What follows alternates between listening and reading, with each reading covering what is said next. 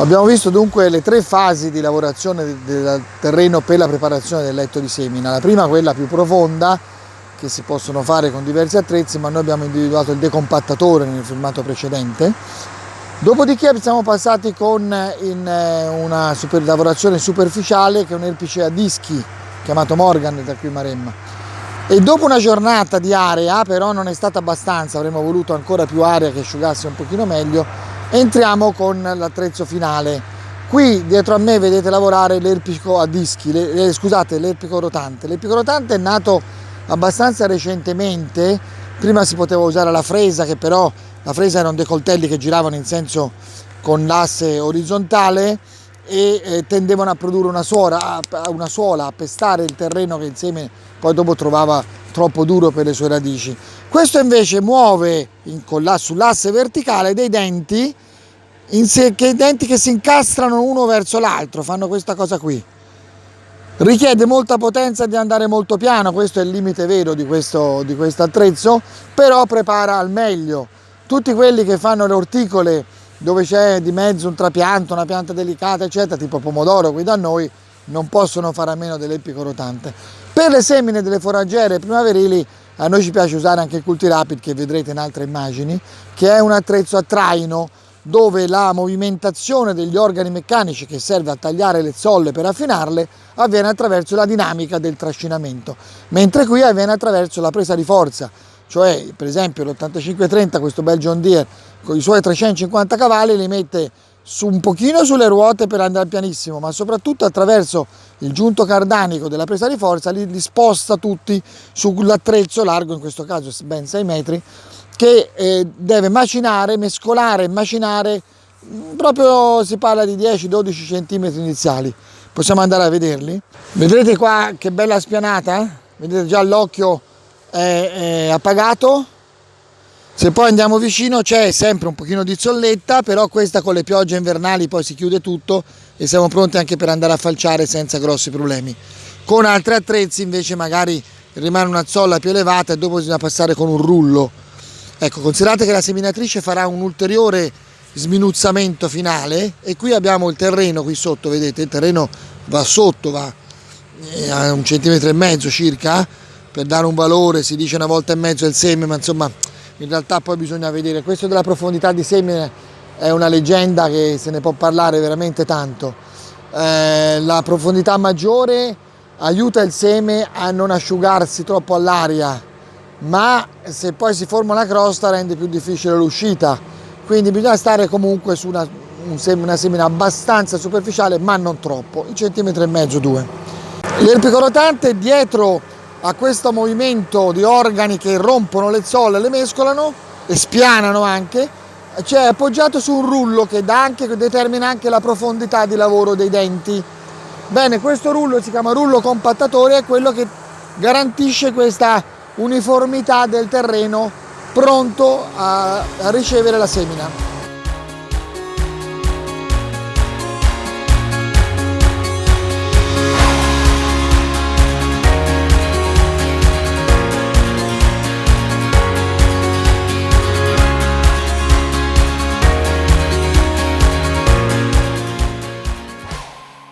In alternativa all'erpico rotante, che abbiamo qui visto abbondantemente, che stiamo usando perché in realtà è il controterzista che lo usa, e da sempre diciamo da un certo numero di anni, da quasi una decina di anni, usiamo un attrezzo che si chiama Cultirapid, che è frutto anche qui dell'esperienza.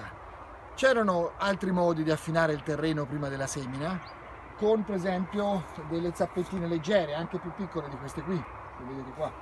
Guardiamolo da vicino l'attrezzo. Qui lo vediamo in posizione di parcheggio, in posizione statica, e tra l'altro chiuso come la versione stradale. In fondo vedete ci sono delle ruote che appoggiano sull'asfalto, la larghezza è dentro 2,50 metri in modo da poter andare su strada, e davanti c'è l'attacco al trattore, ai bracci del sollevatore, non al gancio di traina. Bene, quando siamo in posizione di lavoro, le due sezioni, che ora sono verticali, si aprono attraverso un pistone e comincia a lavorare l'attrezzo, si alzano le ruote, come vedete anche dal drone la lavorazione è ben fatta. Come dicevo, questo è un attrezzo che non ha bisogno della presa di forza, è solo a traino, Quindi a differenza dell'erpico che si diceva che deve andare piano, questo deve andare veloce, 10, 11 km/h, 12 km/h anche. Deve andare veloce perché soltanto la velocità è quello che gli consente di fare un buon lavoro di affinamento. La dinamica proviene dall'essere trainato veloce. È fatto da diverse sezioni, come vedete.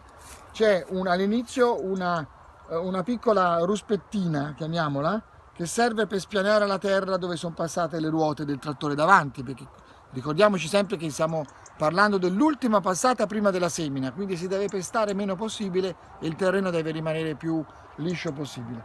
Successivamente c'è una deschiera che tiene ben fermo il mezzo e crea delle condizioni anche di non movimento, di spianamento del terreno, ma tutti questi elementi che vedremo, ricordiamoci che non si inclinano come abbiamo visto nel Morgano per fare un vero e proprio lavoro.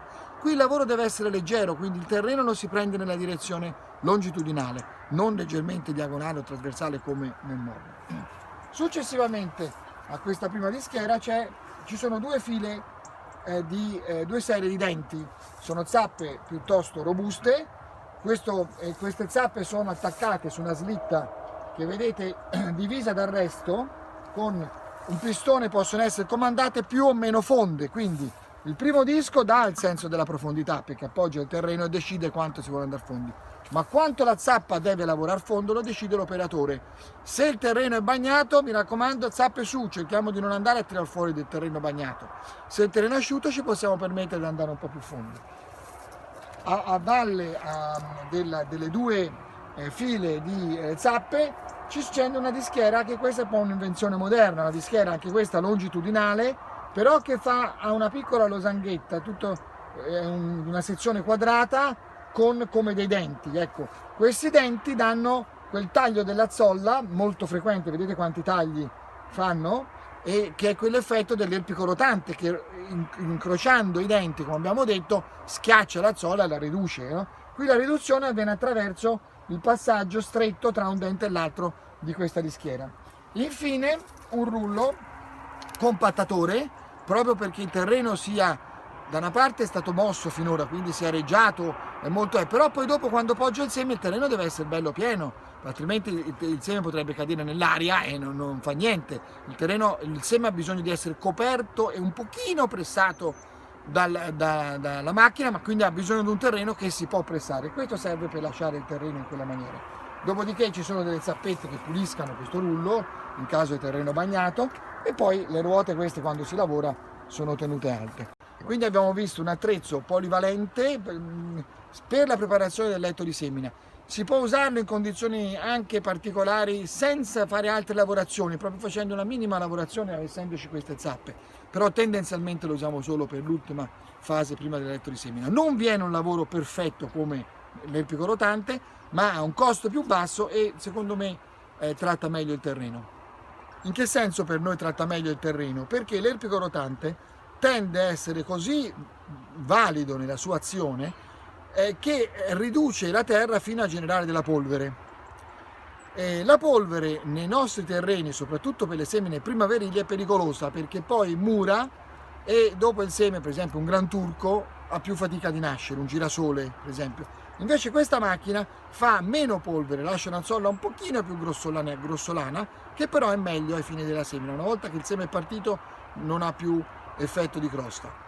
Mentre che prepariamo il terreno per il letto di semina della cultura autunno-vernina, stiamo anche pensando al vernino, appunto all'inverno che sta arrivando, e quindi alla stagione brutta, la stagione delle piogge. Siamo in una zona, come sapete, bassa, una zona di bonifica, dove alla fine del processo di bonifica è stato deciso i campi di renderli baulati, la baulatura.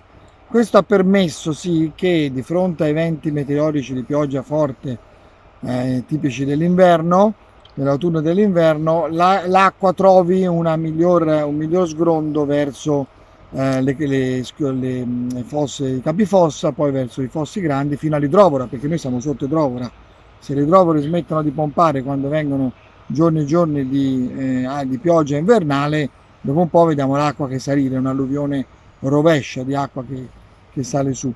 Bene. Quando c'è mai stata l'alluvione qui? Sì, abbiamo avuto diverse alluvioni, non solo quella famosa del 66, ma anche successivamente più di un'occasione abbiamo avuto alluvioni pesanti. Bene, la fase iniziale del percorso dell'acqua dal campo si chiama scolina. È molto importante farla tutti gli anni, questa va rifatta, va passata con un affossatore, si chiama un attrezzo fatto come fosse un aratro ma con due orecchi destro-sinistro, che comincia dal fondo, parte sempre dal capofossa in fondo e viene in su verso quella che si chiama la capezzagna, che è la parte alta del campo dove si fa anche girare i trattori, in modo che i trattori hanno un luogo di manovra rispetto ai campi, e noi abbiamo una scolina minimo ogni 22-24 metri e massimo ai 30-34 metri, a seconda di cosa? Della situazione proprio orografica lì del posto e anche del tipo di terreno.